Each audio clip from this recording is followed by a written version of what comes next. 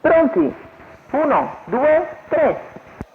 Primo segnale è quello buono con Fackelfin che va subito a Numero 3, condurre. Freccia Nera R, squalificato.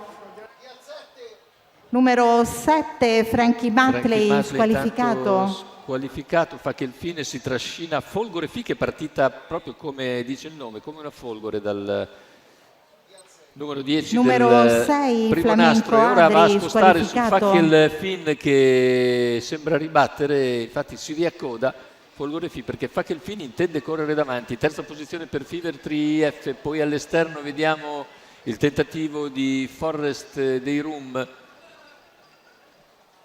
mentre ci sono già diversi cavalli lontani fuori corsa, tra questi Flamenco Adri, come detto squalificato Frankie Matley.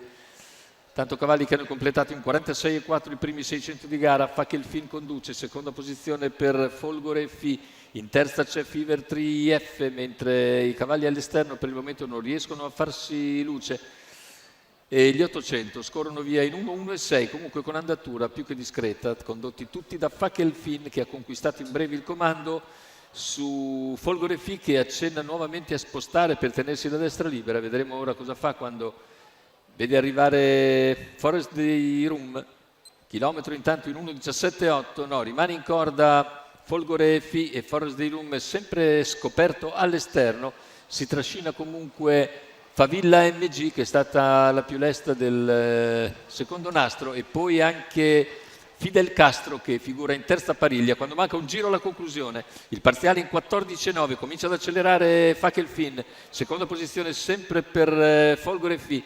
Ancora all'esterno nessuno riesce a farsi luce, 600 al palo con Fackelfin leader, e ora ci sono i tentativi di Fidel Castro in terza corsia, ma intanto allunga nuovamente Fackelfin e si trascina alla sola Folgore Fi che è a 400 dalla conclusione, segue Fackelfin, i due prendono vantaggio da Fever 3F che ha perso qualche battuta, i cavalli all'esterno si sono persi completamente e così cerca di scappare Fackelfin, due lunghezze di margine in retta d'arrivo, Fackelfin in vantaggio a 150 dalla conclusione, inseguito da Folgore Fi, l'unica in grado di poterlo piegare nel finale, ma riparte bene ancora Fackelfin e vince come vuole. Il secondo posto per Folgore Fi, al terzo è ancora il numero 2 Fever 3F, poi finiscono vicini Futurama e Falcon Baldone, non c'è spazio per i penalizzati e quindi la vittoria tutta dello start, che vede al primo posto il numero 5 di Fackelfin e Giorgio Cassani,